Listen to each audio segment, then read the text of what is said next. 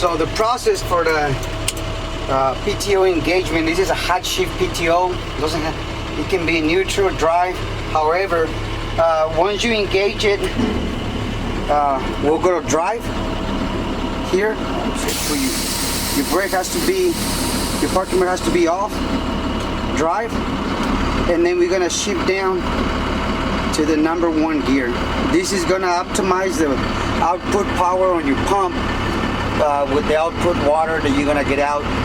If the truck is going a little bit slow for what you need to do, then you can always go to the 2nd gear and the truck will travel a little bit faster.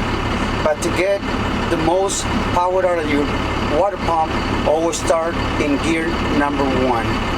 And after that, when you get back on the road, just get it back to neutral, set your parking brake off, of course turn off your PTO, and then if you want to just go on the road, from neutral, you go back to drive, and it'll automatically go from 1st all the way to 6th gear for normal road driving.